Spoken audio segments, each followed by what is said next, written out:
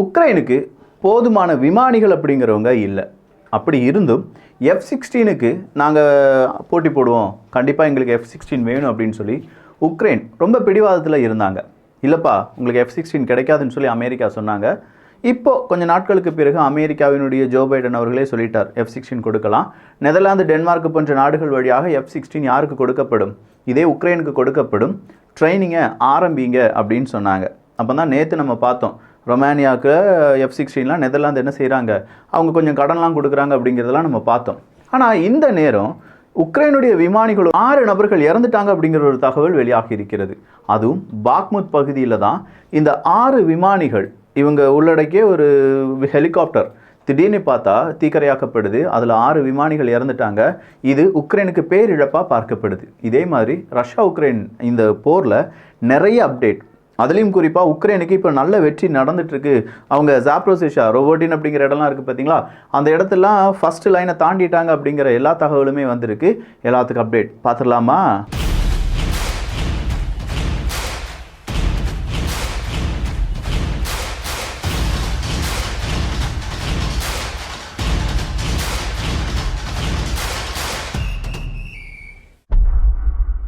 ஜாப்ரோசிஷா இந்த இடம் வந்து ரொம்ப நாளாகவே இழுபறியில் இருந்துச்சு. அதுலேயும் குறிப்பாக NPP அப்படின்னு சொல்லக்கூடிய நியூக்ளியர் பவர் பிளான்ட், அதை யார் எடுப்பாங்க, எப்படி அதை கையகப்படுத்த போகிறாங்க, எந்த மாதிரியான பிரச்சனைகள் வரும் இப்படின்னு சொல்கிறதே பெரும் பிரச்சனையாக இருந்துச்சு. ஒரு ஃபால்ஸ் ஃப்ளாக் ஆப்ரேஷன் நடத்தப்படும், அந்த நாடு ஜாப்ரோசிஷா அணுமின் நிலையத்தை அடித்து இந்த நாட்டு மேலே பழிய போட்டலாம் அப்படின்னு சொல்கிற மாதிரியான தகவலும் வெளியானது. ஆனால் இப்போது ஈஸ்ட் அண்ட் வெஸ்ட் உக்ரைன் பகுதிகளில் உக்ரைனுடைய இராணுவம் பெரிய அளவில் அவங்களுடைய ஆதிக்கத்தை செலுத்துகிறாங்க. கவுண்டர் ஒஃபென்சிவ் சக்ஸஸ் ஆகிட்டு இருக்கு அப்படிங்கிற ஒரு தகவலுடன் உக்ரைனுக்கு நல்ல ஒரு பாசிட்டிவான செய்திகள் வந்த வண்ணம் இருக்குது. ரஷ்யாவினுடைய இராணுவம் கொஞ்சமாக பின்வாங்கிட்டு இருக்காங்க. உக்ரைனுடைய இராணுவம் ரஷ்யாவினுடைய இராணுவத்தினுடைய first layer of security lines அப்படிங்கிறத கிராஸ் பண்ணுறதுக்கு இன்னும் வெகு சில நாட்களே இருக்குது. அதனால் உக்ரைனுக்கு இன்னும் கொஞ்சம் ஆயுதங்கள் இப்போது கிடைக்குமாயின், அகெயின் அங்கே அண்டர்லைன் பண்ண வேண்டிய வேர்ட், இன்னும் கொஞ்சம் ஆயுதங்கள் கிடைக்குமாயின் நாங்கள் என்ன செய்வோம், எங்களுடைய கவுண்டர் ஒஃபென்சிவை சக்ஸஸ்ஃபுல்லாக நடத்திடுவோம், இது சத்தியம் அப்படின்னு சொல்லி உக்ரைன் சொல்லியிருக்காங்க. நேற்று இதனால தான் அமெரிக்கா ஒரு $250 மில்லியன் உக்ரைனுக்கு கொடுக்க போகிறோம், உடனடியாக அவங்களுக்கு தேவையான ஆயுதங்களை வாங்கி கொள்ளலாம் அப்படின்னு சொல்லியிருந்தாங்க. ஸோ இந்த 250 மில்லியன் மட்டும் கிடைச்சா போதுமா அப்படின்னு பார்த்தா இல்லை, எங்களுக்கு இன்னும் நிறைய ஆயுதங்கள் வேணும் அப்படின்னு சொல்லி ஐரோப்பிய ஒன்றிய நாடுகள்கிட்ட இன்றைக்கி ரிக்வஸ்ட்டை வச்சுருக்காங்க.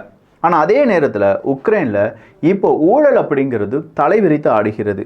சொல்லப்போனால் ஊழல் அங்கே இருக்கக்கூடிய இராணுவ வெப்பன் வாங்குறதுலேருந்து அந்த இராணுவ வீரர்களுக்கு மெடிக்கல் எக்ஸ்பென்ஸ் வர ஃபுல்லாக ஊழல் நடந்துட்டுருக்கு அப்படிங்கிற ஒரு தகவல் ஜெலன்ஸ்கி அவர்களை ரொம்ப பெரிய அளவில் கோபமடைய வச்சுருக்குன்னு சொல்லலாம்.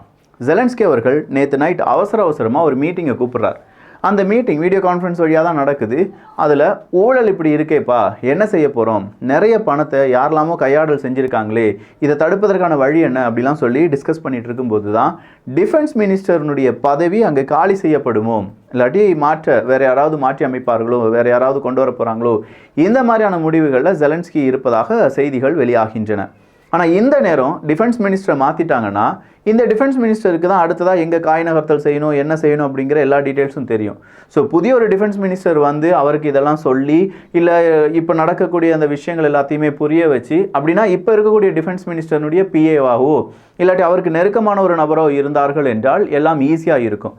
அதை விடுத்து புதிய ஒரு நபர் ரொம்ப புதுமையாக ஒரு டிஃபென்ஸ் மினிஸ்டரை உக்ரைன் கொண்டு வந்தாங்க அப்படின்னா அது உக்ரைனுக்கு பெரிய இழப்பாக பார்க்கப்படும். சரி, அப்போ உக்ரைன் இன்னைக்கு இன்னொரு நல்ல செய்தியை சொல்லியிருக்காங்களே, ஒரு 700 கிலோமீட்டர் ரேஞ்ச் இருக்கக்கூடிய வெப்பனை நாங்களே உருவாக்கி விட்டோம் அப்படிங்கிறது தான். ஸோ 700 கிலோமீட்டர் ரேஞ்ச் அப்படின்னா அது ஒரு சூப்பரான வெப்பனாக இருக்குமே, ரஷ்யா வேணாலும் அடிச்சிடலாமே அப்படிங்கிற ஒரு தகவல் வெளியாகுது பார்த்தீங்களா.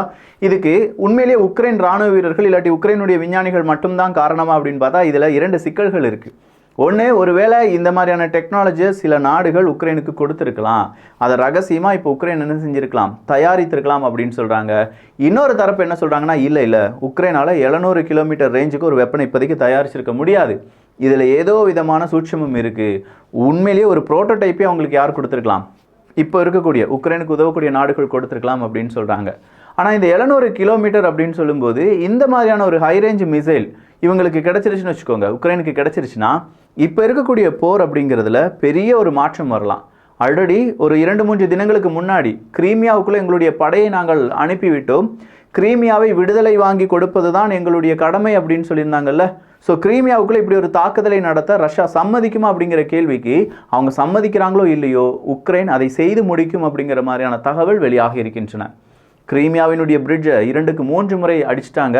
கிரீமியாவுக்குள்ள ஸ்பெஷல் யூனிட் அப்படிங்கிறத அனுப்பி விட்டுட்டாங்க. அதே கிரீமியாவுக்குள்ள நிறைய ட்ரோன் அட்டாக் அப்படிங்கிறத உக்ரைன் நடத்திட்டு இருக்காங்க. இப்போ கிரீமியாவை பிடிப்பது தான் எங்களுடைய முதல் கடமை அப்படின்னு சொல்லியிருக்காங்க. இது எல்லாத்தையும் கூட்டி கழித்து பார்க்கும்போது கிரீமியா உக்ரைனுடைய அடுத்த டார்கெட்டாக இருக்கலாம்.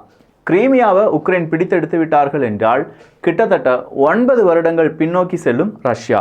ஏன்னா 2014 தான் கிரீமியா ரஷ்யாவினுடைய இடம் அப்படின்னு சொல்லி அவங்க என்ன செஞ்சிடறாங்க, அனெக்ஸ் பண்ணிக்கிறாங்க. அப்படி அனெக்ஸ் பண்ணுறதுலேருந்து ரஷ்யாவுக்கும் உக்ரைனுக்கும் பிரச்சனை பெரிதாக, உக்ரைனும் அமெரிக்காவும் மேற்குலக நாடுகளும் நண்பர்களாக மாற அது 2022 ஒரு பெரிய யுத்தமாக மாறி நிற்கிறது. இந்த யுத்தத்தில் புதுசாக நிறைய நாடுகள் உக்ரைனுக்கு உதவி செய்யும் நாடுகளாக வலம் வருகின்றன. நிறைய நாடுகள் ரஷ்யாவுக்கு தடை விதிக்கக்கூடிய நாடுகளாக மாறி வருகின்றன. ரஷ்யாவினுடைய தடை அப்படின்னு சொல்லும்போது ரஷ்யா கூட பிஸ்னஸ் பண்ணிட்டு இருந்த 2 இந்திய நிறுவனங்களுடைய அசட்ஸ் அப்படிங்கிறத ஃப்ரீஸ் ஆகிருக்கு. ஸோ அந்த நிறுவனம் 26 to 30 மில்லியன் அமெரிக்க டாலராக இருக்கும் அப்படின்னு சொல்லப்படுது. அப்போ இந்தியா அமெரிக்காட்ட ஒரு ரிக்வெஸ்ட் வச்சுருக்காங்க. எப்பா எங்களுடைய 2 ஃபேர்ம் அங்கே ஏதோ பிஸ்னஸ் பண்ணுறாங்கன்னு சொல்லி நீங்கள் அவங்களுடைய அசட்ஸ் எல்லாமே ஃப்ரீஸ் பண்ணியிருக்கீங்க, அதை உடனடியாக அன்ஃப்ரீஸ் பண்ணுங்கள். அப்படி அன்ஃப்ரீஸ் பண்ணலன்னா அந்த நிறுவனங்களால் அங்கே வேலை செய்ய முடியாது. எங்கேயுமே அவங்களுக்கு பெருத்த ஒரு நஷ்டம் வந்துடும். ஸோ உடனடியாக நீங்கள் அதை அன்ஃப்ரீஸ் செய்ய வேண்டும் அப்படிங்கிற ரிக்வெஸ்ட்டை வச்சுருக்காங்க. ஸோ இப்போதைக்கு ரஷ்யா மற்றும் உக்ரைன் பிரச்சனையில் இந்தியாவினுடைய 2 நிறுவனங்கள் பாதிப்படைஞ்சிருக்கு. அதை கொஞ்சமாக தவிர்ப்பதற்கு இல்லாட்டி அதிலேருந்து காப்பாற்றுறதுக்கு இந்தியா முயன்று வருகிறது அப்படிங்கிற ஒரு செய்தி ரொம்ப தலைப்புச் செய்தியாக இந்தியாவில் பேசப்பட்டு வருகிறது. அடுத்ததாக பிரிட்டனுடைய டிஃபென்ஸ் மினிஸ்டர் தான். பொதுவாக பிரிட்டனுடைய டிஃபென்ஸ் மினிஸ்டர் டிஃபென்ஸ் அப்படின்னு சொல்லும்போது எல்லாமே அது உக்ரைனுக்கு ரொம்ப பெரிய அளவில் உதவியாக இருந்தது. ஸோ அதே மாதிரியான நிலைமை இனியும் தொடரும் அப்படிங்கிற ஒரு தகவல் வெளியாகி இருக்கிறது. உக்ரைனுக்கு இப்போதைக்கு ரொம்ப பெரிய அளவில் இன்டெலிஜென்ஸ் சப்போர்ட் கொடுத்துட்டு இருப்பது யார் அப்படின்னு பார்த்தீங்கன்னா UK தான். மாஸ்கோ பக்கமாக வந்த ஒரு ட்ரோனை, அதுவும் கண்டிப்பாக அது உக்ரைன் ட்ரோன் தான், அதை நாங்கள் வீழ்த்தி விட்டோம் அப்படிங்கிற அறிவிப்பை கொடுத்துருக்காங்க ரஷ்யாவினுடைய இராணுவ வீரர்கள். திமித்ரி உட்கின் வேகனார் குரூப்பினுடைய இல்லாட்டி பிரிகோசின் அவர்களுடைய வலது கை அப்படின்னு சொல்லலாம். இந்த உட்கின் அவர்களும் அந்த விமான விபத்தில் இறந்துட்டார் அப்படிங்கிறது நம்ம பார்த்துருந்தோம். அவர் யார், அவருடைய பதவி என்ன, அவருக்கு தான் வேகனார் அப்படிங்கிற ஒரு செல்லப்பெயர், ஒரு அடைப்பெயர் அப்படிங்கிறது இருந்துச்சு.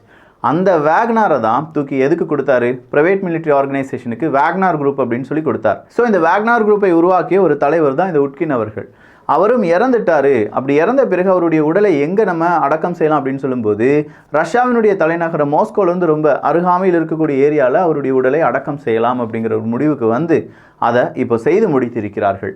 உட்கின் அவர்கள் ப்ளஸ் பிரிகோசின் அவர்களுடைய மறைவு வேகனார் குரூப்பினுடைய எதிர்காலம் என்ன, அவங்களுடைய எதிர்கால திட்டம் என்ன அப்படிங்கிறத பலவிதமான கேள்விகளாக மாற்றியிருக்கிறது. இதில் பெலரஸினுடைய அதிபர் லுகஷெங்கோ அவர்களிடம் சில கேள்விகள் அப்படிங்கிறது கேட்கப்படுது.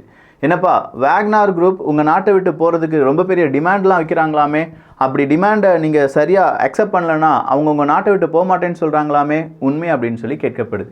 அதுக்கு லுகஷெங்கோ அவர்கள் சொல்கிறாங்க, இந்த மாதிரியான செய்திகளை சொல்கிறது ஏதோ விதமான பொய் பித்தலாட்டம் நிறைந்த ஒரு ஊடகமாக இருக்கும், இல்லாட்டி நபர்களாக இருப்பாங்க. வேகனார் குரூப்புக்கும் எங்களுக்கும் அப்படி ஒரு டிஸ்கஷன் நடக்கலை, அப்படி நடக்க போகிறதும் இல்லை.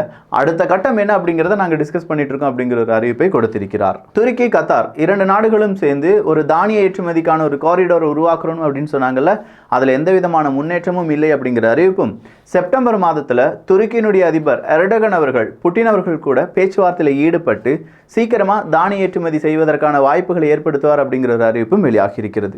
இதே மாதிரி இன்னும் பல அப்டேட்ஸுக்கு நீங்கள் செய்ய வேண்டியது என்னன்னா வியூகம் தமிழ் வியூகம் அப்படிங்கிற நம்ம சேனலை சப்ஸ்கிரைப் பண்ணிக்கோங்க.